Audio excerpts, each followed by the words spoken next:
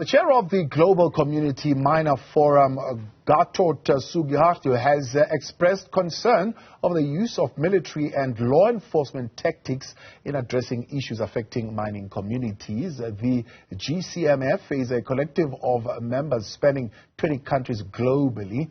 Joining us now is Matt Hales, Executive Director at Artisanal Mining Advocates. Matt, good to have you, and thank you very much for coming on this afternoon. So you have, I suppose, two issues here. You have an issue of an artisanal mining sector that's in its infancy in South Africa, with complications around the policy and how we're going to frame this and put it in place. And then you have a criminality concern, which is being raised by communities living around these mining areas. They are the ones who are saying, government, bring the military here because the police are failing to deal with this situation. How do you strike a balance?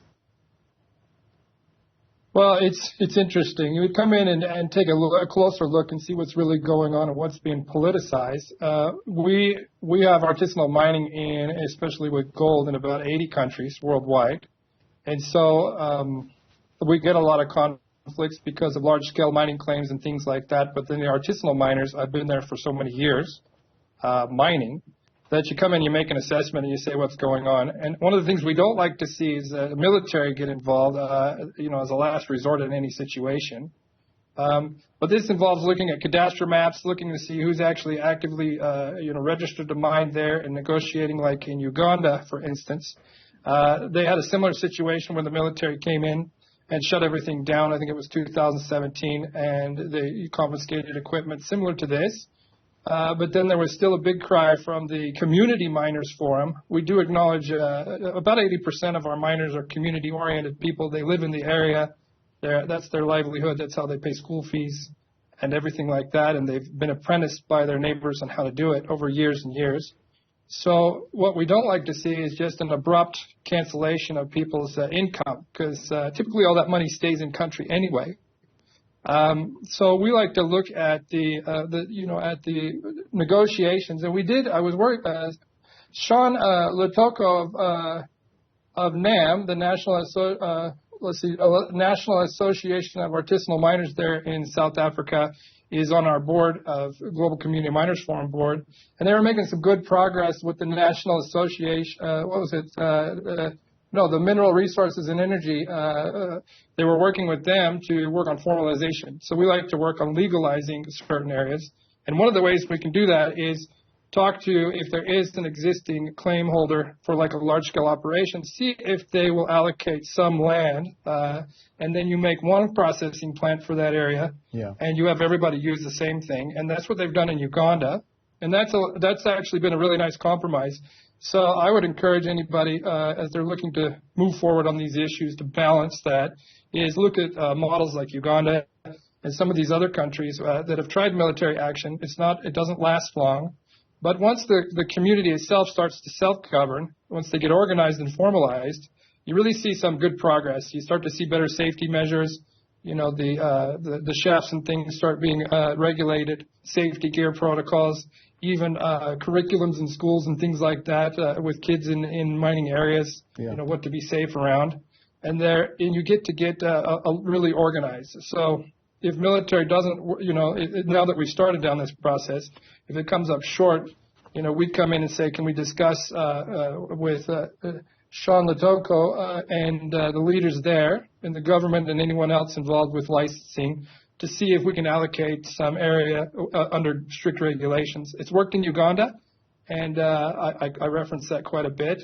But as a global community forum, we really like to stick together, learn miners to miners, miners mentoring miners. I'm a gold miner as well, so that's what we're doing. And are there similarities, though, Matt, if I could come in there, between the situation of what was taking place in Uganda before formalization and what's happening here in South Africa? Because I've had various conversations with the Mineral Resources Department on this particular issue, and every time they raise issues of a uniqueness in that we are dealing with non-compliant mining companies who do not close off and rehabilitate their mines properly. So these are not allocated areas. These are what you would call abandoned mines, where the mine just ups and leaves and goes to the United Kingdom or wherever, and they leave the mine here, and then it's opened for syndicates.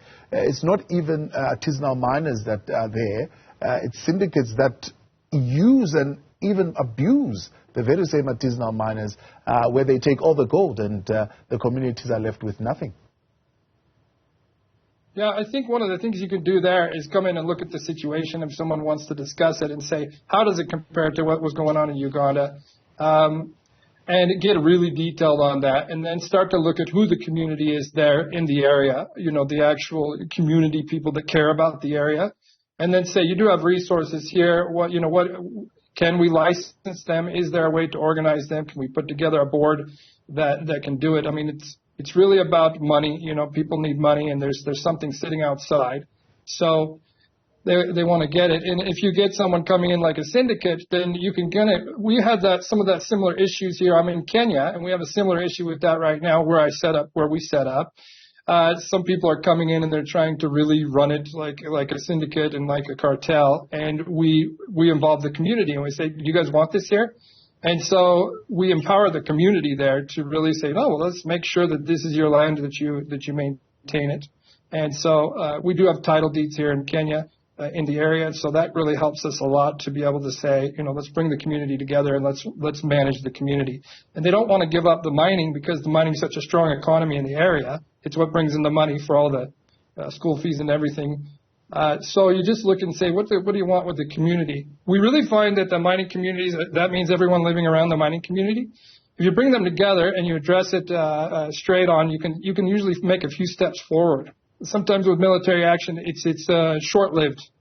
They move around and then they confiscate some things and then it's kind of back to normal. So we like to see some long-term growth and progress. And then we just say with the government, do you want to see all small-scale mining eliminated? I mean, what's the goal here? We don't want to take jobs from people living in their countries. And if they know how to mine, if they're willing to do it responsibly, then we want to help them do that. How does your network give mining communities the kind of recognition and influence that they need to have with government so that their voice is a little bit stronger? Yes, that's another thing too, is come in and be really tactful about say, okay, teach the community to even say, what's the proper way to approach your government and who's the right person to talk to and to be heard and to make sure that we're all on the same page. In Uganda, they were able to figure that out.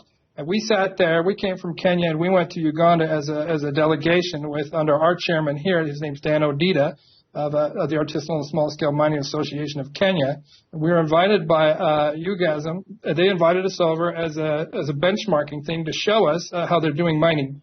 And when we saw the police there with them, we saw government officials there with them greeting us, and they said we had big problems in 2017. And we had to come back to the table. We weren't happy with the way the military came in and kind of took over. They even had some issues of some of the military trying to get into mining themselves after they'd gotten some equipment. But they said, no, we need to discuss. And they got down to the table. They even pulled large-scale mining to the table. Whoever the license is, if the license is expired or whatever, but the key stakeholders in the area, which one of them is the community. The key one is the community. And then you just say, what do we want to do from here as a community? And from that vantage point, you'll get farther than you ever would with anyone else on the outside trying to come in. So we advocate for miners mentoring miners, and we are a mining forum made of miners and mining leadership.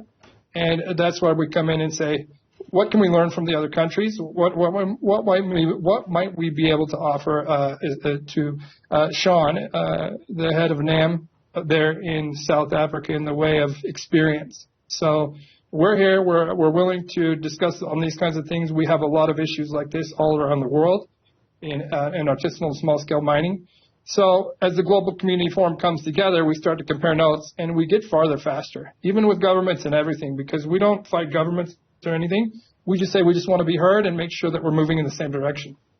Matt, appreciate your time. Thanks so much for coming on. Matt Hales, he is with Artisanal Miners Advocacy body. Right.